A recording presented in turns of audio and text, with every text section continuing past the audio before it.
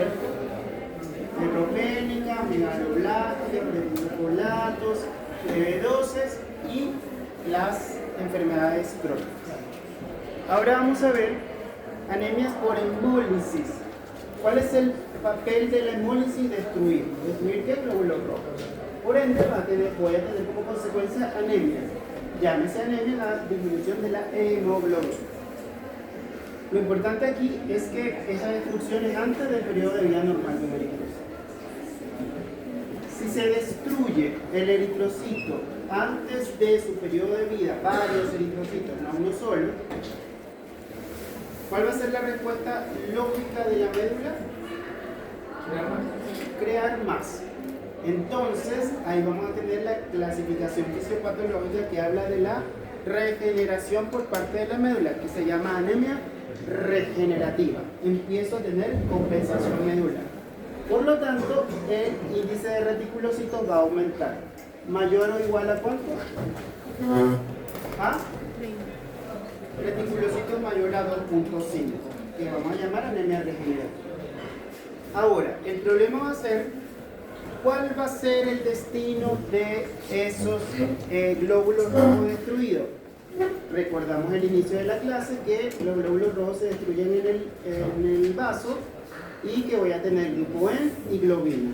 Por lo tanto, ¿qué voy a tener? Uno, aumento de la globina, por lo tanto aumento de aminoácidos, pero lo más importante es que voy a tener un aumento del hierro y un aumento de la bilirrubina. Y la bilirrubina es un material de desecho, ¿cierto? Por lo tanto, se va a acumular en el plasma y va a empezar a salir a otros compartimentos y voy a tener los síntomas propios de esto. Entonces, los tipos de hemólisis que existen pueden ser extravascular, que se dan directamente en el vaso y en el hígado, principalmente en el vaso, o bien puede haber una hemólisis dentro del vaso sanguíneo, sin que lleguen al hígado o al vaso principalmente. ¿Esto de qué depende? De la enfermedad y netamente de la enfermedad. Entonces, aquí el problema no es que la médula está fallando, no es que me falta algo para producir, es que se está destruyendo, porque hay hemólisis. Fíjense, bueno, el dibujito lo que me habla es básicamente de la hemólisis intravascular, donde voy a tener anticuerpos contra glóbulos rojos, sale la hemoglobina y esa hemoglobina va a ser destruida. Una vez que es destruida, voy a tener liberación de glucoen y de bilirrubina y aminoácidos. ¿Cuáles son las causas intrínsecas y extrínsecas? Intrínsecas propias del glóbulo rojo. Defectos del eritrocito. Estas son enfermedades hereditarias generalmente. Voy a tener las de membrana, la esferocitosis. Voy a tener las de hemoglobina, como las drepanocitosis. Y voy a tener déficit o errores innatos del metabolismo, como déficit del SIPD de la... ¿Cómo se llama esta? La que no hace, es una enzima que hace que se convierta glucógeno en glucosa, pero está en deficiencia. Son errores enzimáticos que son raros. Las que vamos a ver es algunas patologías de la hemoglobina propiamente dicha. La esferocitosis, que se llama esferocitosis hereditaria, es una enfermedad donde voy a tener un trastorno de la espectrina. ¿Saben qué es la espectrina? No, nunca lo vimos, nadie me ha dicho nada de la espectrina. Sí, yo se los dije, se lo he dicho 2 veces. Ok, la que me da estructura. Entonces, al tener una alteración de la espectrina, el eritrocito pierde su forma bicóncava, se conforma, es como más redondeado y rígido. ¿Qué le va a pasar a ese eritrocito? No va a poder deformarse para pasar por los capilares y se va a destruir. ¿Okay? Y vamos a tener algunas de las hemoglobinas que son las que vamos a desarrollar. Las extrínsecas son las extracorticulares, donde están las principales enfermedades autoinmunes. ¿Okay? Otras que tienen que ver con las características de los vasos, que son mecánicas, que los vasos tienen alteraciones en rigidez, etcétera, etcétera, que destruyen el eritrocito, fármacos, toxinas que destruyen eritrocitos, parásitos como el Plasmodium, por ejemplo, que son parásitos intracelulares. Entonces, ¿cuáles son las más importantes? Las de la hemoglobina, que son intrínsecas, y en este lado las inmunológicas, por ser las más frecuentes. ¿Cuáles son los síntomas de las anemias hemolíticas? Síntomas generales de anemia. Primero, porque es una anemia en el fondo. Pero aquí voy a agregar los síntomas de destrucción. Si yo tengo una destrucción, dijimos que iba a tener mucho hemo y mucha bilirrubina. Entonces voy a tener los síntomas propios de eso. Por ejemplo, voy a tener de hemólisis, ictericia. ¿No han visto ictericia en semiología? Sí. Ok, ¿qué es lo que era la ictericia? Coloración amarillenta de piel y mucosas, que tiene que ver principalmente con la acumulación de bilirrubina en piel y mucosas, que le va a dar esta coloración. La ictericia muchas veces viene acompañado de prurito, picazón. Por aumento de la bilirrubina se libera más histamina y eso produce como signos de grataje, que es como estas pacientes que lo ven y que están como todos rasguñados en la piel. Cuando hay una hemólisis intravascular dentro del vaso, se va a producir generalmente coluria, porque se va a destruir y se van a filtrar y voy a tener la... ¿saben qué es coluria? ¿No? Se tiñe la sangre, en este caso con los productos de degradación. Se van a ver más oscuras. Y extravascular, que se destruyen directamente en el vaso, voy a tener esplenomegalia. ¿Por qué voy a tener esplenomegalia? Esplenomegalia es el aumento del tamaño del vaso. ¿Por qué? ¿Por qué aumentaría el tamaño? Porque está trabajando más, está destruyendo glóbulos rojos, ¿ok? Entonces el hígado, el vaso se inflama. En etapas avanzadas se inflama el vaso primero y después secundariamente el hígado. ¿Se hipertrofia? ¿Cómo? ¿Se hipertrofia? Claro, está inflamado. Es por inflamación más que por hipertrofia. Por la acumulación de tóxicos, etcétera, etcétera. ¿Cómo? Es como que tuviera mucho trabajo que hacer y se la acumula.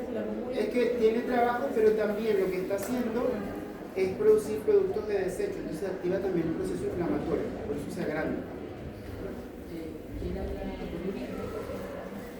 Coloración de la orina, color mucho más oscuro que está dado por el pigmento producido por la bilirrubina. Entonces, complicaciones de esa, litiasis biliar, acumulación de productos de desecho, bilirrubina, etcétera, etcétera, pigmentos de bilirrubina y se forman cálculos de bilirrubina en la vesícula. Pero eso son etapas avanzadas. Y crisis aplásica, que principalmente me lo va a dar algunos virus, como el parvovirus, que me va a dar una falta de producción de glóbulos rojos, o sea, una falta de respuesta. Pasa con primero una hemólisis y después la anemia, la médula no puede responder. Estos son estadios raros, pero pasa. ¿Qué es esto? ¿Cómo se llama esto? Coluria, ¿ok? Como Coca-Cola, a veces se diga. Esto es típico en las hepatitis, ¿ok? Pero también en las hemólisis. Y ahí tengo, no sé tanto, pero ictericia de la mucosa. Ok. Asumo que esto lo vieron alguna vez en inmunología, tal vez, no lo sé. ¿Prueba de Kunz? ¿O no tanto? Bueno, así como se destruye. Hay una prueba que generalmente se hacen embarazadas para ver, ¿se acuerdan la incompatibilidad RH de grupo de factor? Sí. Ok.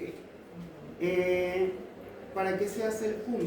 Para ver si hay una incompatibilidad entre grupos, factores, etcétera, etcétera, madre e hijo o padres e hijos. ¿Y qué es lo que se hace? Hay una prueba de CUMS que se llama CUMS directa y una prueba de CUMS que se llama CUMS indirecta. Se extrae la sangre para analizar de forma directa o indirectamente esa sangre a ver si reacciona con, en este caso, algún reactivo o anticuerpos contra. Si yo le pongo, tomo una muestra de sangre y le pongo un anticuerpo similar a esa muestra, la voy a llamar CUMS directo, y veo, ¿este anticuerpo que le puse destruye al glóbulo rojo o no lo destruye? Porque el glóbulo rojo tiene anticuerpos, antígenos para que este sea destruido, y lo destruye, produzco hemólisis o no lo destruye. Depende de qué es lo que yo quiero buscar, puedo hacer CUMS directo o puedo hacer CUMS indirecto. Acá, generalmente, vamos a hacer CUMS directo, la extracción de la sangre directa, y la vamos a analizar para ver si el paciente tiene hemólisis o no, si se destruyen los glóbulos rojos porque tiene antígenos contra tal anticuerpo. Esto me habla de enfermedades autoinmunes, netamente. El CUMS es para ver si tengo hemólisis o no tengo hemólisis. En el caso de las anemias, voy a hacer un CUMS directo. Pero antes del CUMS, yo tengo que ver otras cosas más sencillas que me van a hablar o no de la hemólisis. Por ejemplo, la bilirrubina, el LDH y la aptoglobina, que lo que realmente vamos a pedir es esto. Esto viene en un perfil que vamos a llamar perfil hepático. El perfil hepático que trae transaminasa, PGO y PGP. O, ¿cómo también le pueden decir? ¿Cuál es el otro nombre de las transaminasas? PGO, TGP o... no me acuerdo, pero... ¿Y GOT, no? ¿Cuál? GOT o... bueno, PGO y TGP, aminotransferasa y transaminasas, que son enzimas que hacen la actividad hepática o procesan el metabolismo.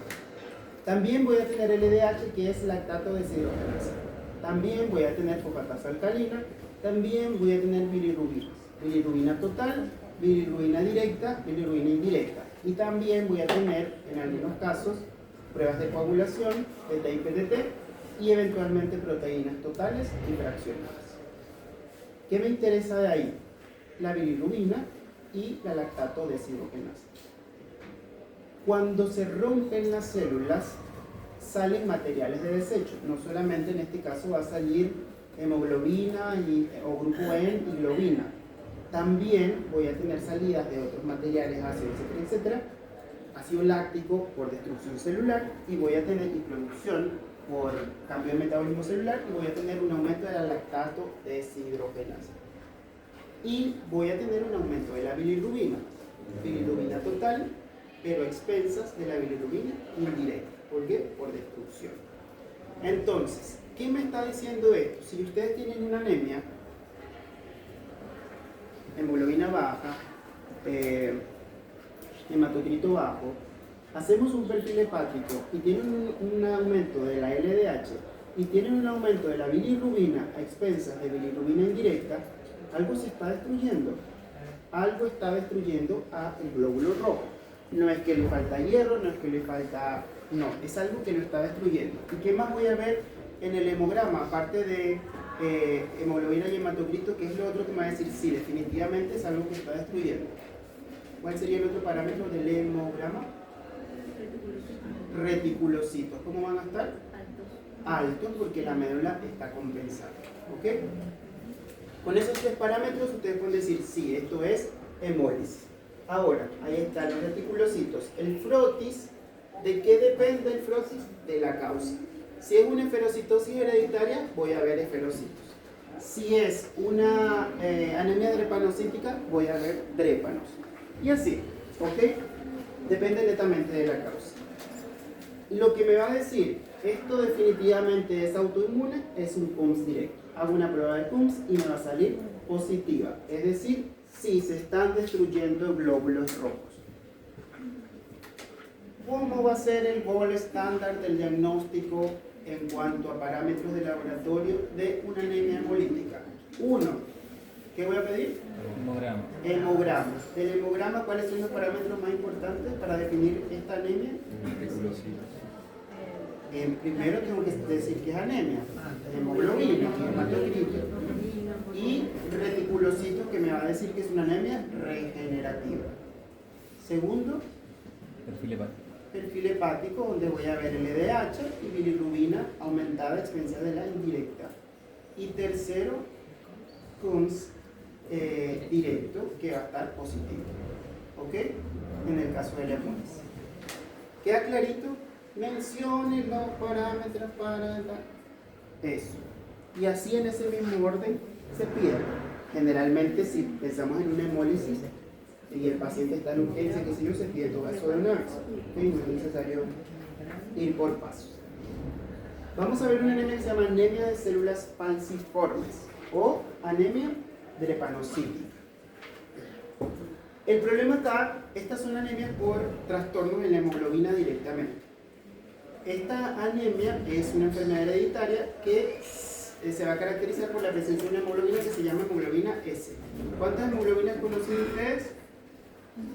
La A, que es AD, la F, que es de fetal, y ahora van a agregar una más a su conocimiento que se llama hemoglobina EC, que es la hemoglobina característica de la anemia de células falciformes, que es por un defecto propiamente en la hemoglobina. ¿Esa es recurrente o es común en la raza negra, verdad? Sí, es común en pacientes de raza negra. Lo van a encontrar más hacia África. ¿Cuál es el problema acá?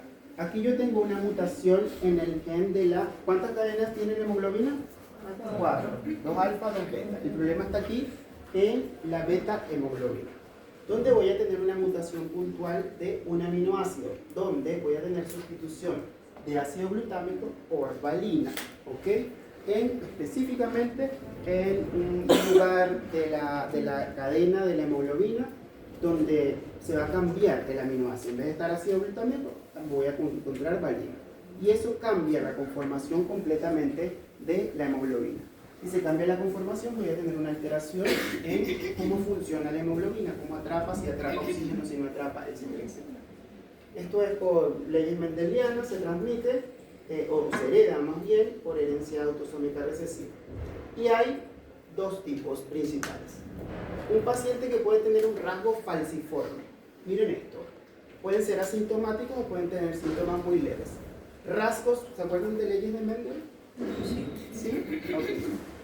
Rasgos falciformes. ¿Qué quiere decir que es? ¿Homocigoto o heterocigoto?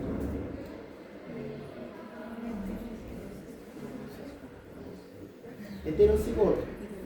Miren la hemoglobina. HB es hemoglobina y tiene una hemoglobina, un rasgo A y un rasgo S. Eso es heterocigoto, ¿no? Entonces, si es heterocigoto, va a tener rasgos. Puede ser que no tenga ningún síntoma, puede ser que tenga síntomas muy leves. ¿Cuál va a ser el problema de este paciente? Si no tiene síntomas, puede ser que jamás se entere, y si en algún momento tiene un hijo con un paciente que también tenga rasgos, tiene una probabilidad de que su hijo tenga la enfermedad. Mendel, básico, ¿ok? Enfermedad como tal, los drépanos, drepanocitosis, hemoglobina SS, es decir, homocigoto, ¿cierto? Tiene la hemoglobina S como enfermedad. Aquí yo tengo la enfermedad, síntomas, voy a tener síntomas de drepanocitosis o anemia hemolítica propia de la enfermedad, ¿sí? ¿Cuántos fenotipos de pacientes tengo en la anemia drepanocítica? 2. El heterocigoto, que es el paciente que tiene los rasgos, hemoglobina AS, y el homocigoto, que es el paciente que tiene la enfermedad, hemoglobina SS. ¿Estamos? Ok. Drepanocita, ¿por qué se llama? Porque las células son como drépanos, como medialunas. Estas. ¿Ok? Esa característica de célula se la da la hemoglobina S. ¿Qué le pasa a esa célula? Células que se van a destruir porque son deformes, ¿ok? El organismo la va a empezar a destruir por anomalías en su conformación. ¿Cuál es el evento central? Ahí está. Eso es pregunta, examen, pero fisiopatología. Y es sencillo. La fisiopatología de esto es, ¿cuál es la causa? ¿Cuál es la causa de anemia de células falciformes o drepanocitos? Es una enfermedad primero genética hereditaria. La causa es que el paciente tenga hemoglobina S. Y la hemoglobina S se forma porque existe la sustitución de ácido glutámico por valina en la hemoglobina como tal. Y eso me va a dar la característica típica de la enfermedad en cuanto a la conformación del eritrocito.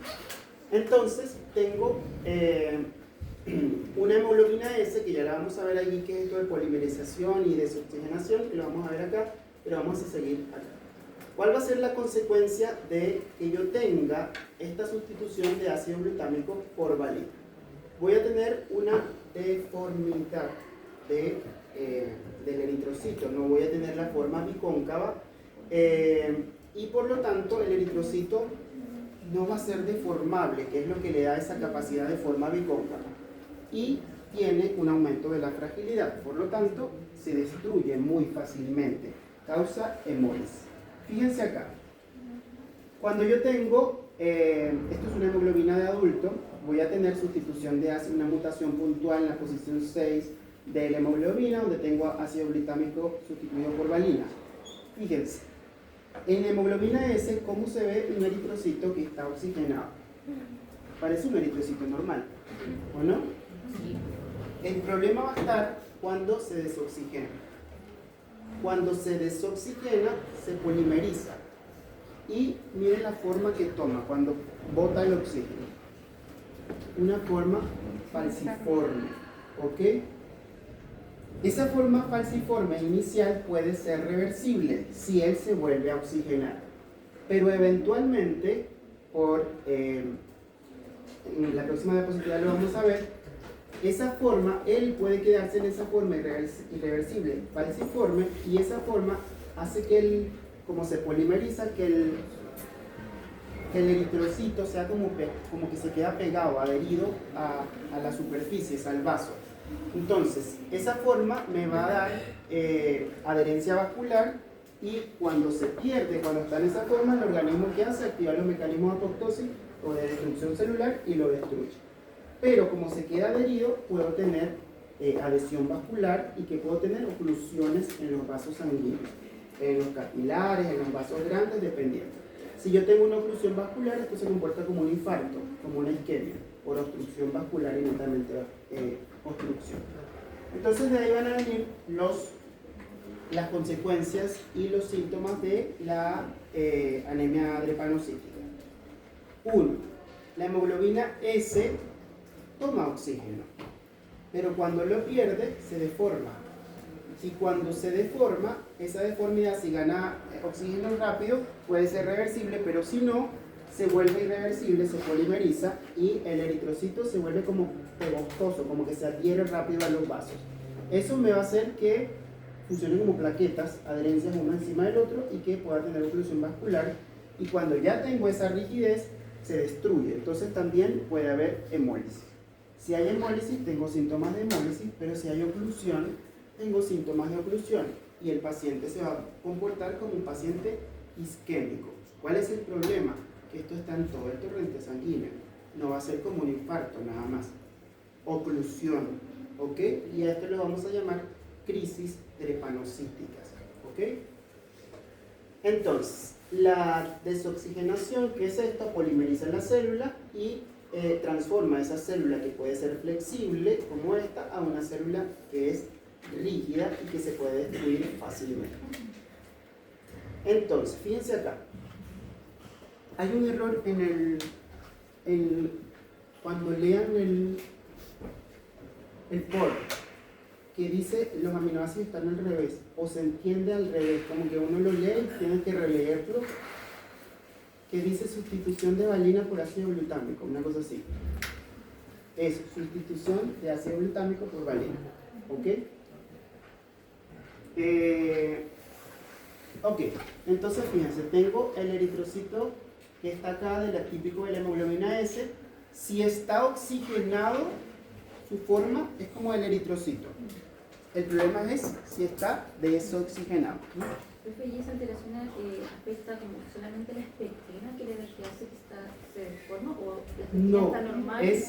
es la capacidad de sostener como el oxígeno, como la hemoglobina fetal, viste que es diferente la capacidad de de captar, de soltar, etcétera, etcétera. Y eso le da la alteración citoesquelética, que cuando no tiene oxígeno, como que pierde su conformación citoesquelética y se vuelve como un drépano, como un característico. ¿Qué tiene que ver con esto? Con esto que está acá. Oxigenadito, lo tengo con oxígeno, con sus moléculas adheridas y tengo esta formación. Pero cuando se desoxigena, entonces pierde agua, pierde potasio y entra calcio.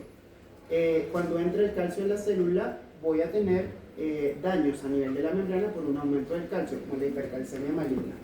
Y como entra, se vuelve como, si eso es sostenido en el tiempo y no se vuelve a oxigenar, entonces se va a destruir por irreversibilidad, por rigidez, básicamente. Pero si lo suelta y se oxigena, él vuelve a tomar su forma. ¿Cuál es el problema?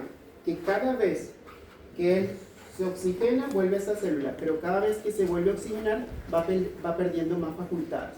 Entonces, en algún momento, sí o sí, esa célula, que es reversible, se va a volver irreversible, se va a destruir, o por el contrario, se vuelve como más pegostosa cuando pierde el oxígeno y se adhiere mucho más a los tejidos. Entonces, voy a tener dos complicaciones importantes, que va a ser una por destrucción por rigidez, que es hemólisis, y otra porque aumenta la adherencia de los tejidos y se va a formar una oclusión microvascular o vascular según sea el caso. Voy a tener de esto las consecuencias. Uno, la hemólisis por rigidez, que me va a dar los síntomas propios de la hemólisis, que es uno, la destrucción de los eritrocitos, la anemia; otro, el aumento del LDH y de la bilirrubina, que ya lo vimos; y otro, el aumento de los reticulocitos. Eso es sencillo. Voy a tener síntomas de anemia. La vasoclusión. Esos eritrocitos que tienen la capacidad de adherirse, se adhieren al endotelio, y si son capaces de adherirse, hacen una oclusión vascular y eso se va a comportar como una isquemia. La isquemia causa dolor. Cuando hay un infarto, ¿hay dolor?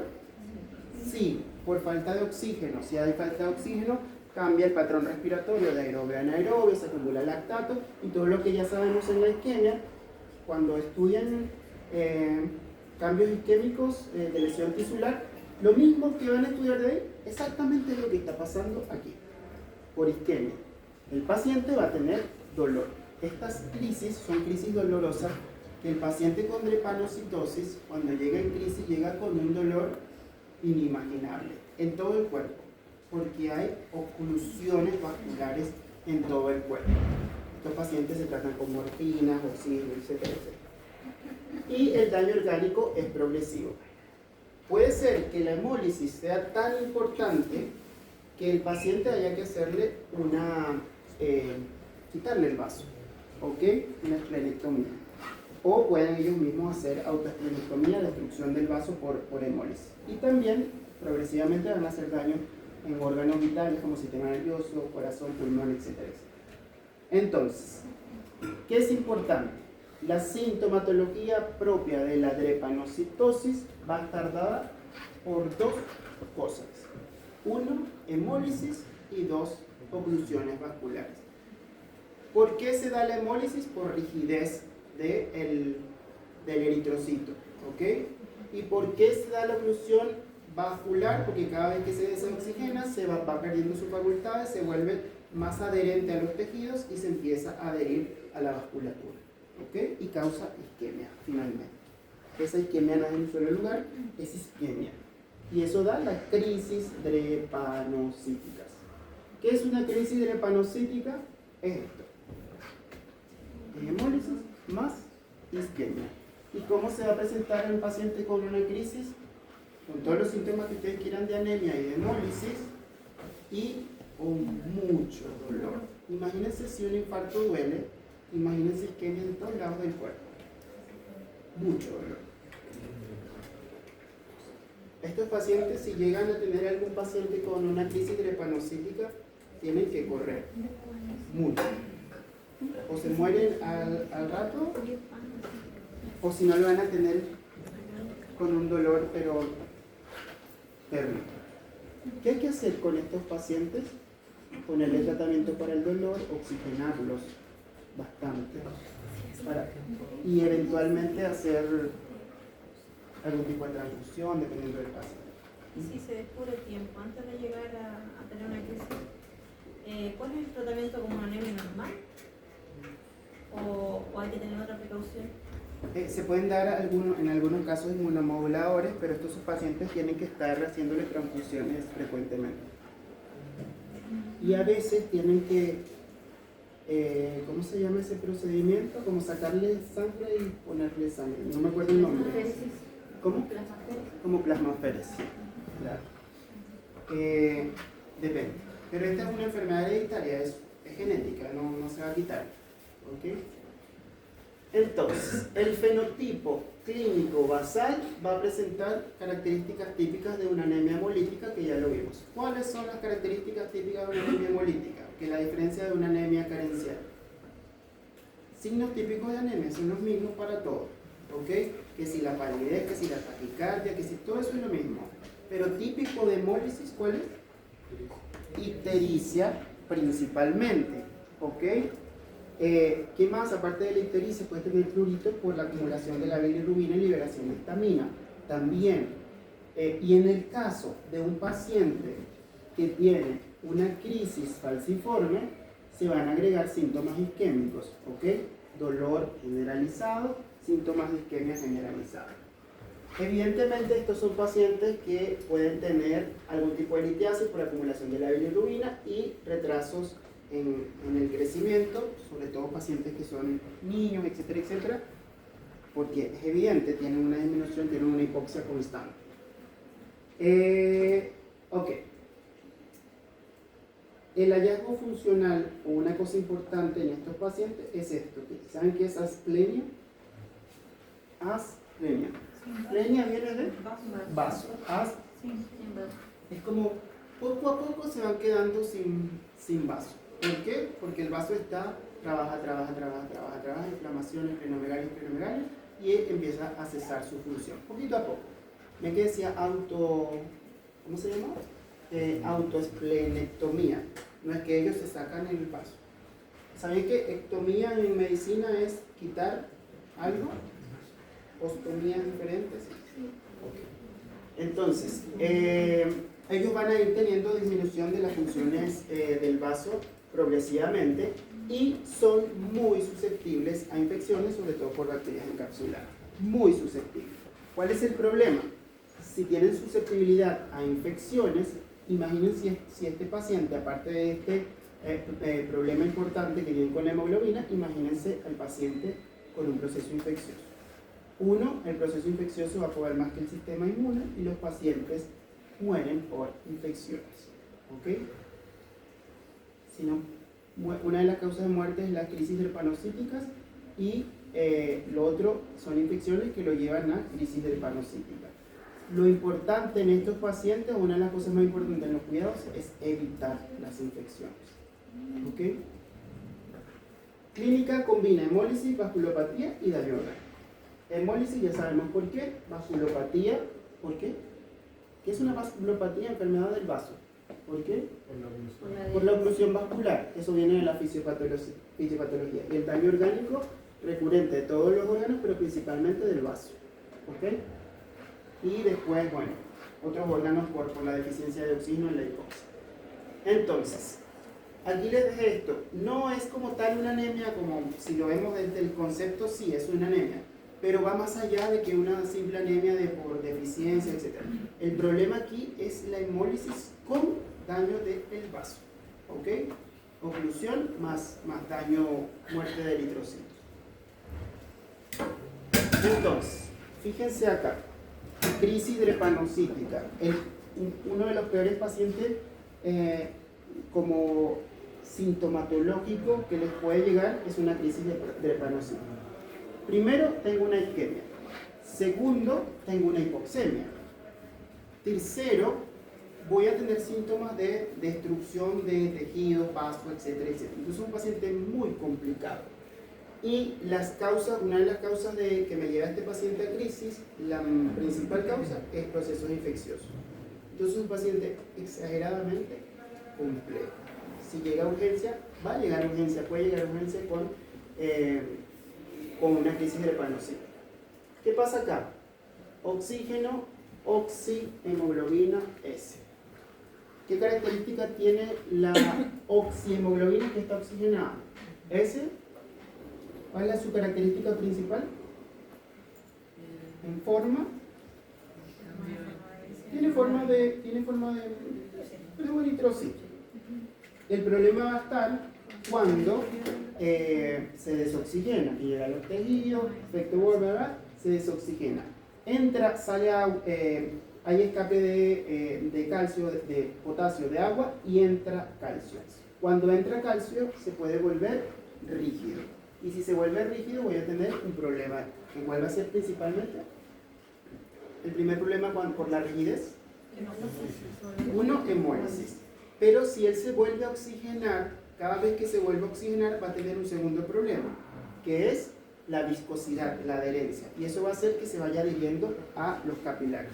Eso me va a dar los microinfartos o las microoclusiones. Y por otro lado, la destrucción por la rigidez me va a dar los síntomas propios de la anemia hemolítica. ¿Qué síntomas me va a causar esto? El principal es este: dolor.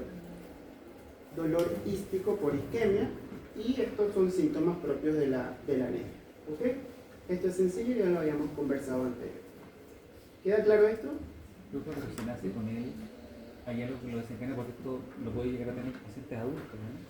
Sí, un paciente con anemia drepanocítica puede vivir varios años.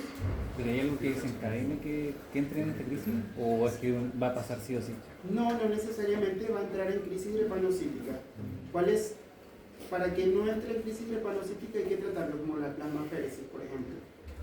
Como sacar sangre, meter sangre, eso, para evitar la crisis. Y lo otro, que estos son pacientes que tienen que estar vacunados constantemente, con mascarillas, no sé qué, para evitar las infecciones, porque el desencadenante más importante son las infecciones.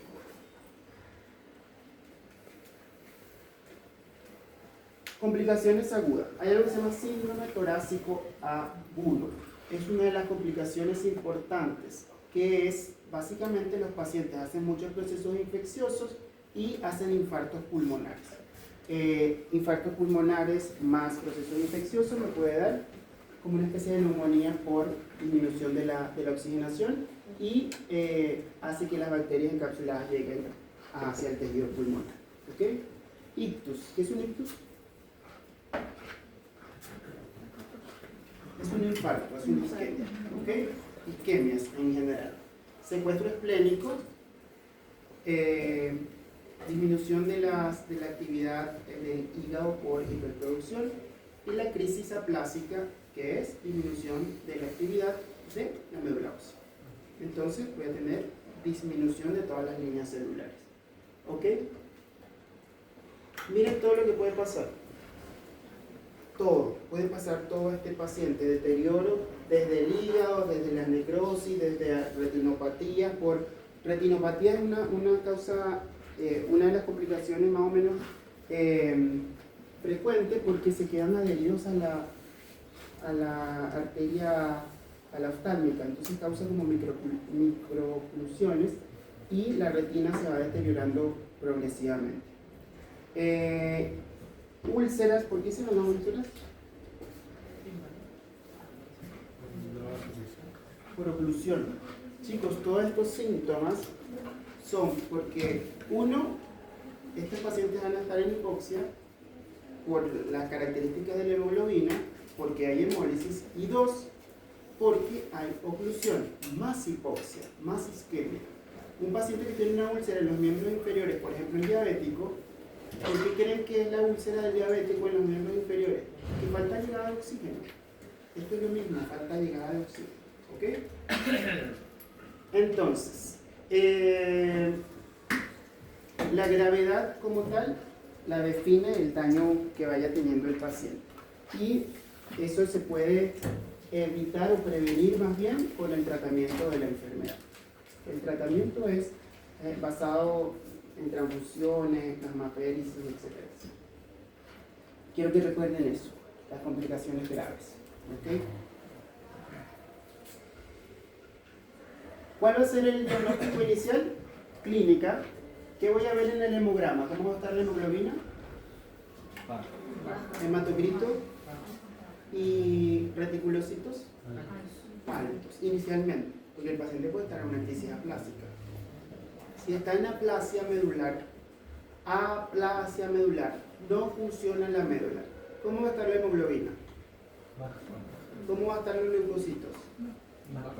¿Cómo van a estar las plaquetas? Todo bajo. Aplasia, la médula no fabrica nada. ¿Ok? Ahora, en el frotis, ¿qué puedo ver en el frotis? ¿Qué me va a revelar el frotis? Esto. ¿Cómo se llaman estas células? Drepanocitos o células falciformes. ¿Ok? ¿Por qué hay combinación? Fíjense, esto es un frotis y veo estos glóbulos rojos y veo drépanos. ¿Por qué hay combinación de drépanos y glóbulos rojos como normal? No necesariamente. Porque no están oxigenados. Muy bien, porque este está oxigenado y este no. ¿Sí? Eso.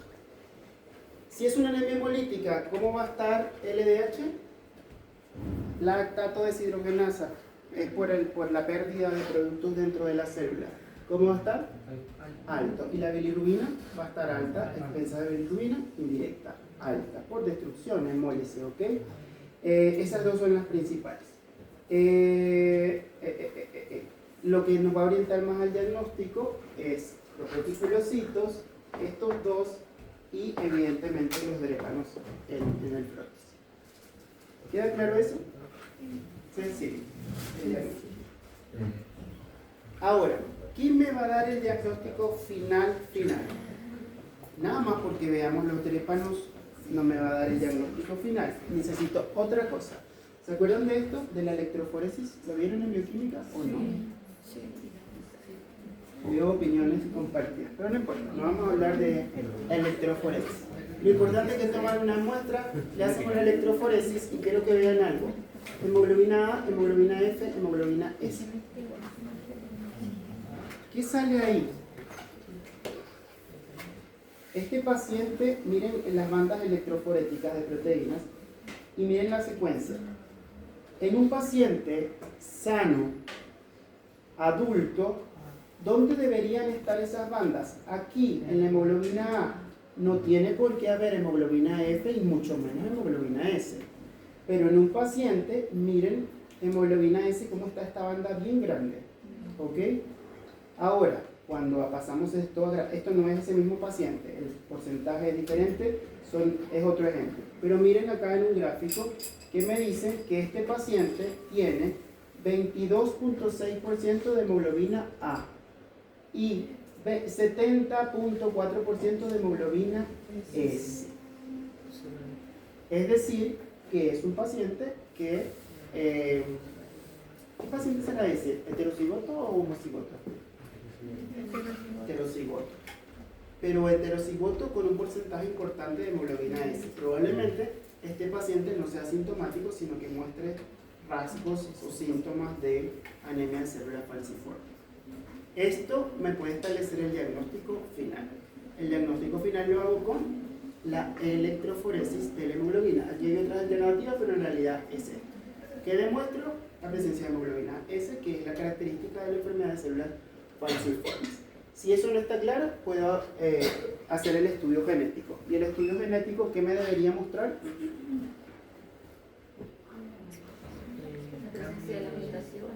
La expresión. Mutación puntual en la posición 6 de la hemoglobina, donde hay sustitución de ácido glutámico por valina. ¿Sí? ¿Clarito? Ya. ¿Cuál es el gold estándar para el diagnóstico de enfermedades de células falciformes? Electroforesis. Va a dar el diagnóstico final. Si no, tengo que ir hasta el estudio genético que me va a decir la mutación, porque es una enfermedad genética. ¿Ok? Ok. Se complica un poquito la cosa.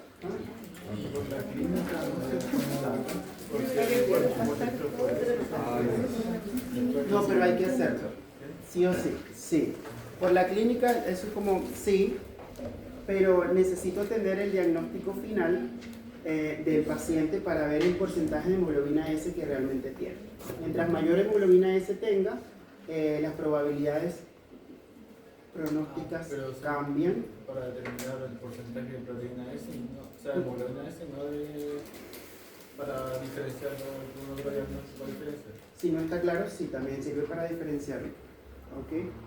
Pero también cambia la forma de tratar al paciente, porque un paciente que tiene 50-50% de hemoglobina A y hemoglobina S, bueno, un paciente que tiene 95% de hemoglobina S es un paciente de cuidado, que su pronóstico de vida puede ser reservado. Depende. Fíjense, entonces tengo rasgos de células de enfermedad falciforme. Recuerden que esto es AS. ¿Por qué? Porque es heterocigoto, tiene hemoglobina S, pero no puede ser asintomático. Generalmente la hemoglobina S es un porcentaje más pequeño en este paciente. Si es un porcentaje más grande, entonces puede expresar los síntomas. Acá, ¿qué voy a tener? Predomina mucha hemoglobina S. El paciente va a presentar, dependiendo del nivel de hemoglobina S, síntomas propios de la enfermedad y clásicos. Y hay otras variantes que no son comunes, pero una de las que pueden presentar es esta. Hemoglobina S más otra enfermedad que se llama beta-talasemia, que es otra enfermedad de la hemoglobina.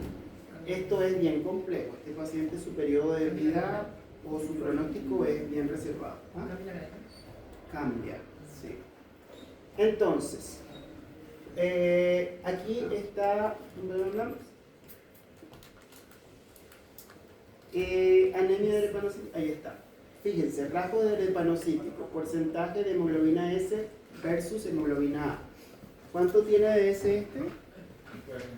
40 y tiene más hemoglobina A. Este va a tener rasgos. Pero este tiene 100 o 0. O fíjense que puede haber pacientes que todavía expresen hemoglobinas fetales metidas dentro de esta hemoglobina.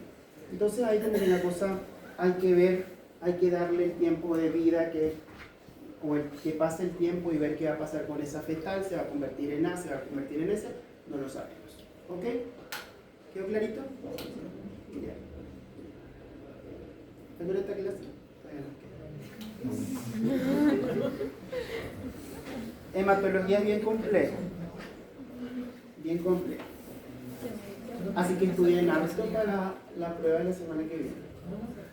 Porque después se vuelve compleja la clase. Ok, vamos a ver talasemias.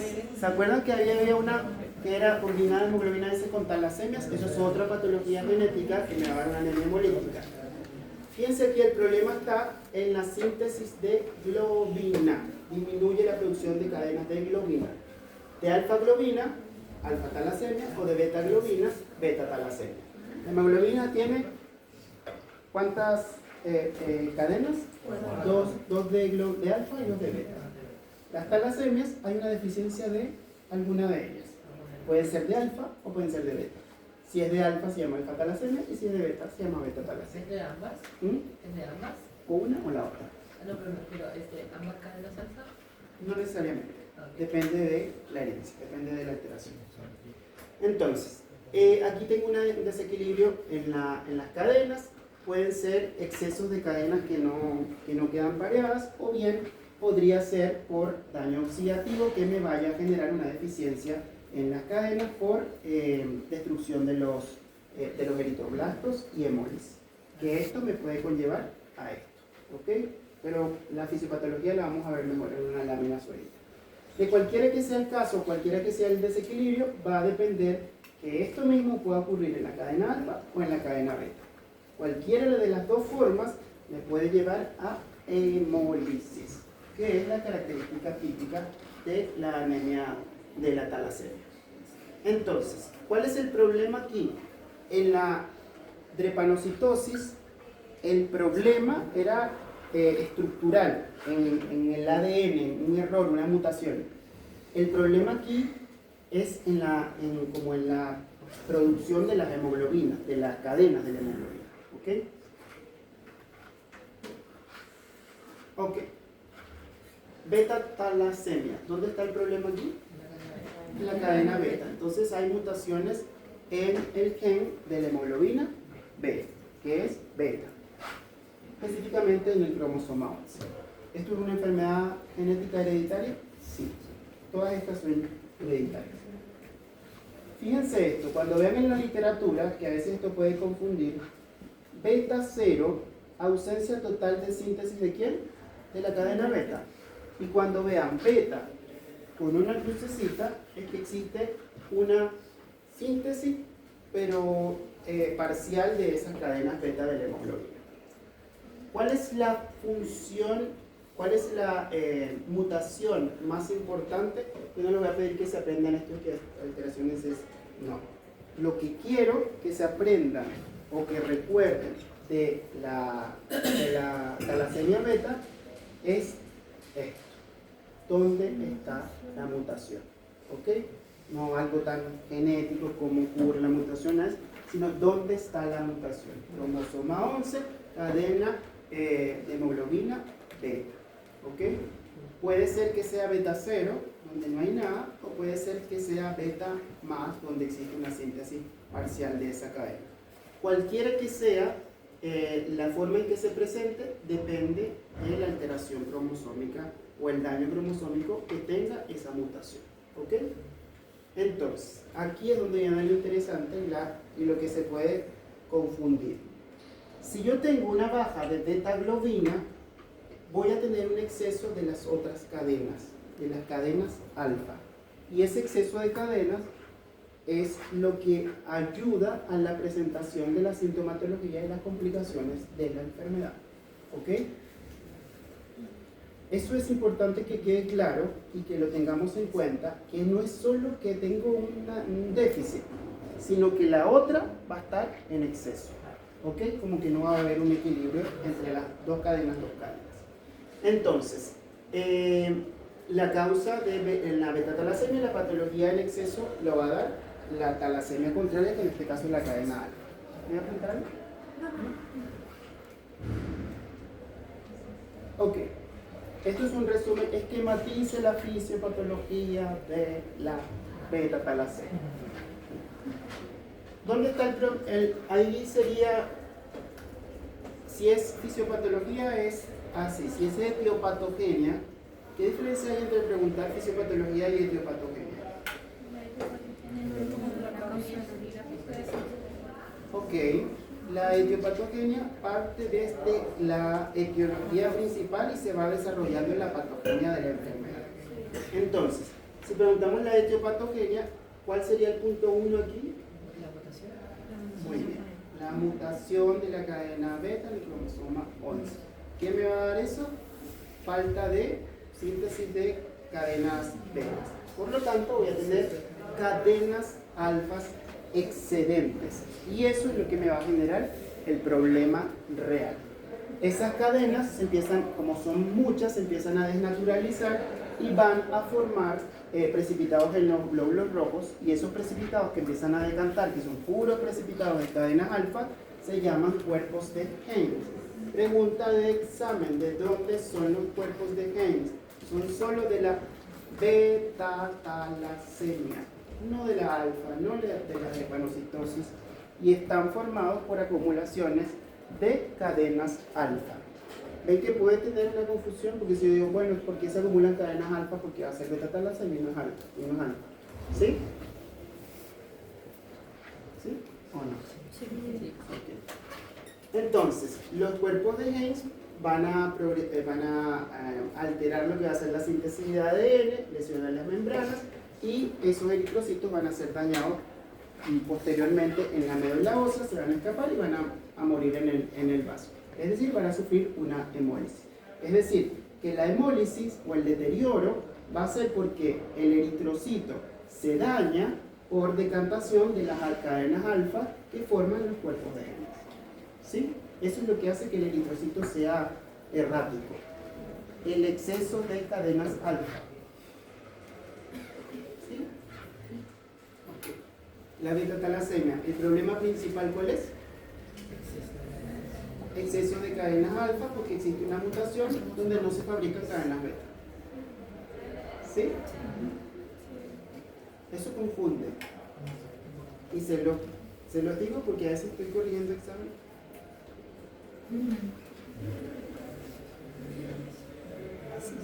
Ok. Aquí está como más sencillo. 1, disminución de la beta globina. Esto trae consecuencia que se acumulen cadenas alfa libres. La acumulación de esas cadenas hace que las alfas precipiten y se formen cuerpos de Haynes. Esos cuerpos de Haynes es lo que me va a producir un daño a nivel estructural del eritrocito, me producen estrés oxidativo y ellos mueren en el vaso, hemólisis. ¿Ok? Ahora, si lo ven en este dibujito, aquí voy a tener una célula normal con sus cadenas, 2 cadenas alfa, 2 cadenas beta, pero que pasa en la beta talasemia. ¿Qué es lo que tengo aquí? Excesos de alfa.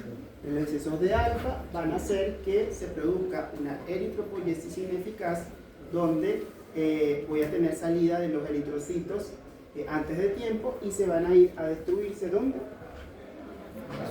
En los vasos. Pero esa eritropoyesis ineficaz, como tengo una disminución de la hemoglobina, la médula ósea va a estar produciendo constantemente glóbulos rojos. ¿Y qué le va a pasar a la médula?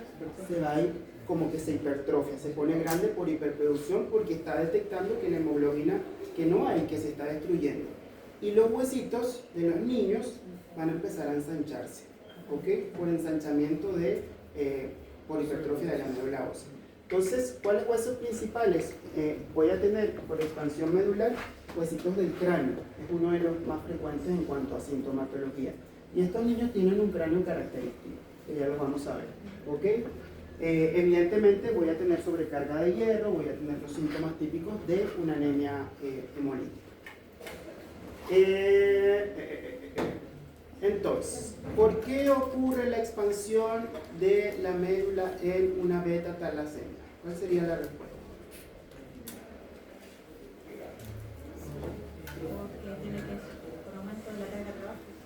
Ok, tengo un aumento de la carga de trabajo de la médula porque tengo una disminución de la hemoglobina y si disminuye la hemoglobina, el riñón compensa, produce eritropoyetina, aumenta la carga de trabajo y se expande la médula. ¿Cuál principalmente? La médula en los huesitos, pero uno de los que se ve afectado es los huesos planos como el cráneo, por ejemplo. ¿Sí? Acá el vaso no se ve afectado por el exceso de trabajo. También se va a ver afectado puedo tener esplenomegalia, puedo tener por destrucción. Si al final salen y se destruyen. Eso. Mira, ahí está. Esplenomegalia, sobrecarga. Hay beta-talasemias mayor, intermedia y menor. Más complicada la cosa. ¿Qué creemos que es beta-talasemia mayor? ¿Qué tendrá que ver eso con que sea mayor, intermedia o menor? Es una patología genética. ¿Se acuerdan que el otro era rasgos de enfermedad? Aquí el problema tiene que ver en cuántas cadenas hacen falta. ¿Ok? Entonces, y creo que se lo decía una diapositiva posterior. Entonces, esto lo que me está diciendo es que dependiendo de las cadenas que estén afectadas, voy a tener una enfermedad como completa, una enfermedad intermedia y una enfermedad baja. Esto es lo que me va a reflejar en el fenotipo. Si tengo una beta-talasemia mayor, el daño es, a ver, quiero ver si tengo aquí. Este mismo dibujito lo van a buscar en el libro de Porter. Que este dibujito, este es de la alfa, pero de la beta es más o menos parecido. ¿Ok? Y fíjense que esto tiene que ver el genotipo. Aquí me dice cuántas cadenas alfa están dañadas. En la beta tienen este mismo cuadro, que no sé por qué lo quité, pero con las cadenas betas. Si falla 1, si fallan 2, si fallan 3. Y le va a decir beta 0, beta 1, o sea, beta crucecita, beta... Es lo mismo, es la genes de las dos cadenas de hemoglobina. Y eso es lo que me va a dar finalmente el tipo, el fenotipo final. Evidentemente aquí que tengo las 4 cadenas en ausencia, entonces voy a tener síntomas muy marcados de anemia hemolítica y de deformidades óseas principalmente. Todos los síntomas de anemia que conocemos más las deformidades óseas, ¿ok? Todo esto tiene que ver con anemia hemolítica. Lo que se agrega aquí aparte de la anemia es las deformidades.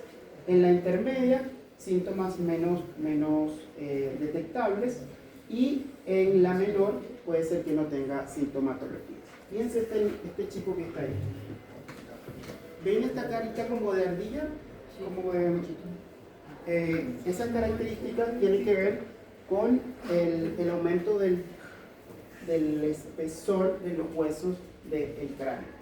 ¿Por qué? Por un aumento del trabajo de la médula ósea. Estos niños así generalmente son con beta-talasemia mayor. ¿Qué hay que hacer con esos niños? ¿Cuál será el tratamiento? Transfusiones, parecido a las de panocitosis. ¿Okay? Entonces, el fenotipo, quien me va a dar el fenotipo, evidentemente, es el fenotipo. Y esto depende de las ausencias, de cuántas cadenas estén dañadas de la hemoglobina beta. ¿Ok? ¿Cuáles son los síntomas o el síntoma más puntual de la beta-talasemia? Aparte de los síntomas de hemólisis y de anemia. Todas las anemias tienen los mismos síntomas, más algo puntual. Síntomas. Miren, todas las anemias tienen los mismos síntomas, lo que vimos al principio. Si yo les digo deficiencia de hierro, ¿cuáles son los síntomas puntuales de la deficiencia de hierro aparte de los de las anemias? Leucitis, quelitis, coiloniquia, ¿cierto? ¿Cuáles son los síntomas aparte de los síntomas anémicos de la deficiencia de B12? Síntomas neurológicos, ataxia, parestesia, etc. ¿Cuáles son los síntomas propios de las anemias de las enfermedades crónicas? Depende de la enfermedad crónica que tengas, netamente. Más los síntomas anémicos. ¿Cuáles son los síntomas propios de la drepanocitosis? Aparte de los de anemia. Los síntomas de hemólisis más oclusión vascular, isquemia, dolor óseo, dolor ístico. ¿Cuáles son los síntomas típicos de la beta-talasemia? El crecimiento y la deformidad ósea, más los síntomas típicos de anemia hemolítica. Si no es tan difícil, hay que ponerlo en un cuadrito. Todos tienen anemia, pero unos tienen anemia de hemólisis, síntomas de hemólisis. ¿Y qué lo diferencia? En este caso, la deformidad. El otro es el dolor ístico. ¿Ok? Aquí, ¿cuál es la alteración? Esta se llama alfa-talasemia. Sencillo, la otra era beta, esta era alfa. Y aquí, ¿qué se van a aprender? Que es alfa, pero en el cromosoma 16. Esto es genético, esto es hereditario. La fisiopatología es lo mismo, pero lo contrario. Es decir, hay una deficiencia de las cadenas de globina y por lo tanto los excesos, ¿cuál van a ser? Beta, principalmente, o gamma, porque estos pacientes, la mayoría son niños, todos son niños, ¿ok? Entonces pueden tener hemoglobina fetal. ¿Cuál voy a tener? Exceso de hemoglobinas anormales. Beta 4, que son 4 cadenas de beta, porque me faltan todas las alfa. Entonces voy a tener esta hemoglobina. Y 4 hemoglobinas fetales, donde voy a tener una hemoglobina que se llama hemoglobina de Barrett, o hemoglobina Barrett, ¿ok? Ok, entendimos que las talasemias, el que me va a hacer la patología o el síntoma clínico fisiopatológico es lo que está en exceso, no lo que falta. En la beta el exceso es el alfa y en el alfa el exceso es la beta o la gamma, porque es parte de la hemoglobina fetal y estos son niños. Dependiendo de el exceso, esto va a tener un nombre, que es lo que vamos a ver acá. Si un gen está afectado, uno solo es un portador silencioso. Ese paciente puede que sea el que nunca se entere de que tiene una alfa-talasemia. ¿Qué puede pasar con él? Mendel. Cuando este paciente va a tener, puede ser que se entere que si también tiene un hijo con alguien que tenga alguno de estos, Mendel y tiene el hijo con otros genes. Ahí el paciente se va a enterar de que era un portador silencioso. ¿Ok? Por eso ahora se hacen estudios genéticos, estos que se hacen en Estados Unidos, todo esto, es parte de eso. 2 genes, tengo rasgos de alfa-talasemia, 3 genes de enfermedad de la talasemia y esto que se llama hidropesia fetal, que es una hemoglobina baja. Esto lo vamos a ver mejor aquí. Miren, portador silencioso. ¿Cuántas cadenas de hemoglobina hay aquí? ¿Cuántas? 2 alfa, se supone que son 2 alfa, 2 beta, ¿cierto? Aquí el problema lo tengo en un gen. Alfa, alfa, alfa. ¿Y qué pasó aquí? Aquí no hay nada, no se va a sintetizar. ¿Y por qué se va a sustituir? Por beta, en esa doble cadena de hemoglobina alfa. Este paciente es el portador silencioso. Cuando esto se cruce, si se llega a encontrar con otra, aplican Mendel y ya está. Ahora, ese paciente probablemente no vaya a tener síntomas. Este paciente que tiene rasgos, aquí lo clasifican en asiáticos, africanos, etc. Pero fíjense, alfa, alfa, y en el otro, la otra cadena, nada. ¿Qué va a haber aquí? Beta y beta. Y otro caso puede ser alfa sin nada, alfa sin nada. Entonces aquí va a haber alfa, beta, alfa, beta. Este paciente va a tener rasgos. Puede ser que no tenga síntomas, pero que se comporte como una talasemia menor. Algunos síntomas por ahí. Generalmente estos pacientes, ¿han visto pacientes que dicen, yo tengo una anemia de siempre, toda la vida? No. ¿Por qué? No sé, nunca me han dado la causa. Bueno, puede ser, no es que tenga anemia. ¿Qué necesita? Un estudio genético. ¿Ok? Así conocen a alguien que, no, yo tengo una anemia de toda la vida y yo me ponen hierro y me ponen todo lo... Bueno, hay que hacer un estudio genético. Y aquí tenemos esta enfermedad, que es la enfermedad propia de la talasemia beta, de la talasemia alfa, pero fíjense, un solo gen, tienen uno solo para hemoglobina alfa. No hay nada, no hay nada, no hay nada. ¿Qué va a haber aquí? Beta, beta, beta, excesos. ¿Qué voy a tener aquí? 3 genes afectados. Ahí voy a tener la enfermedad de la alfa-talasemia. ¿A qué se parece clínicamente? A la beta-talasemia intermedia, que tiene todos los síntomas de anemia hemolítica. Y la hidropesia fetal, ¿hay genes que codifican para alfa? Nada, no hay nada ahí. Generalmente esto pasa en los niños, ¿ok? Apenas en el nacimiento lo van a ver. En realidad aquí quien se acumula, ¿cuál va a ser? Gamma, gamma, gamma, gamma. Si es en un niño recién nacido, ¿ok? Porque falta todo. Rara vez es beta, beta, beta, porque estos niños no nacen, no mueren en el útero o mueren al nacer, etc., porque es incompatible con la vida. ¿Qué pasa si hay puro gamma, gamma, gamma? Se atrapa el oxígeno y nadie lo suelta. ¿Cómo se oxigena ese paciente? Se mueren de hipoxia. Son mortinatos, son muertes intrautérinas. ¿Ok? ¿Qué quiero que recuerden de esto? Todo.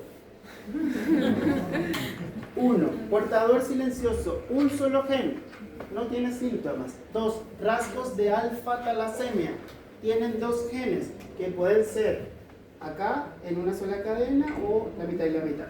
Tiene síntomas, se puede comportar como una beta-talasemia menor. 3. La enfermedad de hemoglobina H. Ok, aquí se suma otra hemoglobina a su repertorio de hemoglobinas. Hemoglobina A, hemoglobina adulta. Hemoglobina F, hemoglobina fetal. Hemoglobina S, ¿ah? Falciforme, hemoglobina de enfermedad drepanocítica. Y hemoglobina H, hemoglobina de alfa-talasemia con 3 genes afectados. ¿Ok? ¿Por qué es importante eso? Porque si llegasen a una electroforesis de hemoglobinas y sale hemoglobina H, ¿qué está diciendo? Están hablando de alfa-talasemia. ¿Okay? Y otra hemoglobina que se llama hemoglobina BART. Otra hemoglobina para su repertorio. La hemoglobina BART es la sustitución o la ausencia completa de todas las cadenas alfa de hemoglobina que generalmente se sustituyen, están sustituidas por hemoglobina gamma porque es hemoglobina fetal. Entonces, Profe, como era el HBH, era hemoglobina con 3 genes. es esta, la afección de los 3 genes de la hemoglobina alfa. ¿Sí? Entonces, ¿cuántos tipos de hemoglobina conocen? ¿Cuántos? Díganmelo. La de ustedes, ¿cuál es?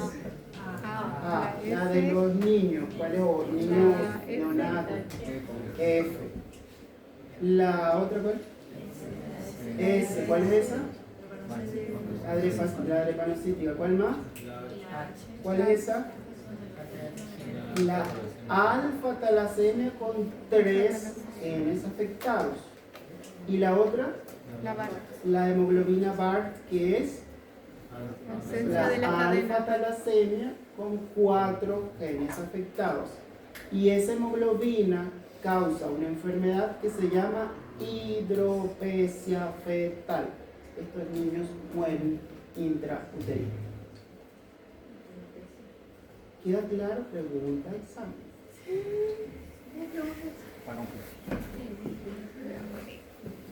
Mire, todos los años cuando uno estudia medicina, todos los años dicen, qué difícil esto. Y a medida que va avanzando, dice, qué difícil. El año pasado era más fácil, pero el año pasado dijimos que era difícil. Siempre va a ser así. El año pasado es peor, pero siempre se puede. Siempre se avanza y se puede. Ustedes van a ver que uno cree que después no sabe nada y como que empiezan a salir cosas como, así tenemos como flashbacks y uno empieza a conectar. Así que no se preocupen, sí se puede.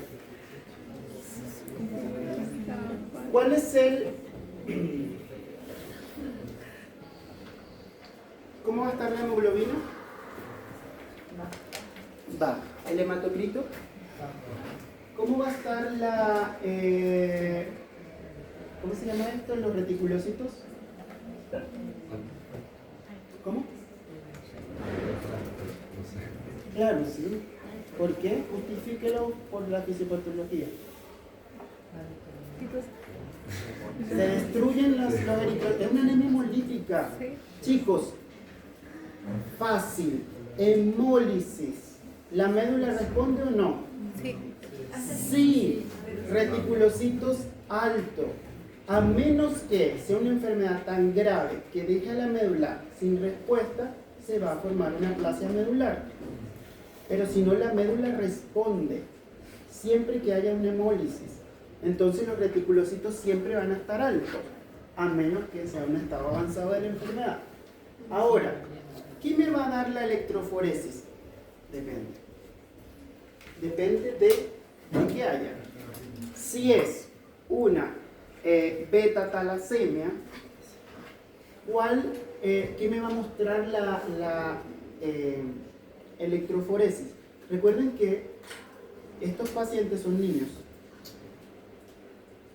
No vamos a diagnosticar o sea, sí, la podemos diagnosticar en un adulto si es un portador silencioso, por ejemplo, que se haga un test genético, pero que tenga síntomas, van a ser niños. Por lo tanto, por ahí va a estar metida la hemoglobina fetal. ¿Qué hemoglobina va a salir si el paciente tiene una beta-talasemia? ¿Beta-talasemia? ¿Hemoglobina S? Ya la hemoglobina S pasó.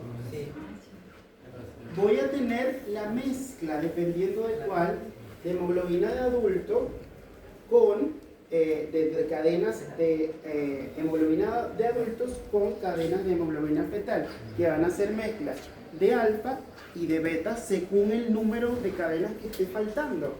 Si me faltan betas, ¿cuáles van a salir? ¿Cuál cadena? Alfas. ¿Ok? ¿Y en la alfa hemoglobina? En la alfa-talasemia, perdón. Aquí se puede ser normal. ¿De qué depende? Del genotipo y por consiguiente el genotipo del paciente. Eso lo vamos a ver. En realidad la electroforesis me va a estar en relación con esto y con el estudio genético.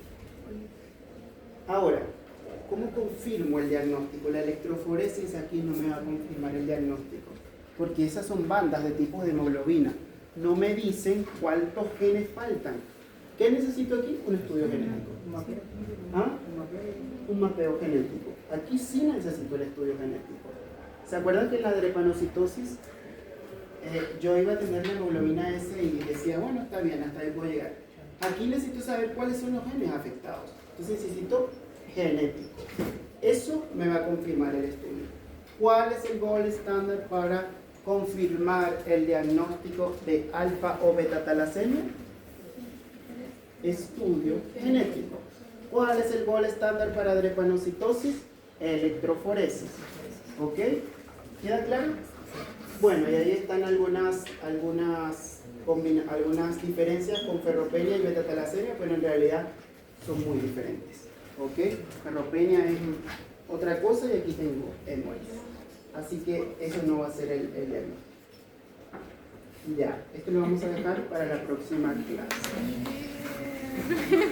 Y aquí les dejé para que lo revisen. Ojo, yo les dejo estas tareas para que lo puedan revisar, que es un caso clínico con algunas preguntas para responder. Revísenlo porque esto ayuda a ver cómo puede ser el enfoque de las evaluaciones.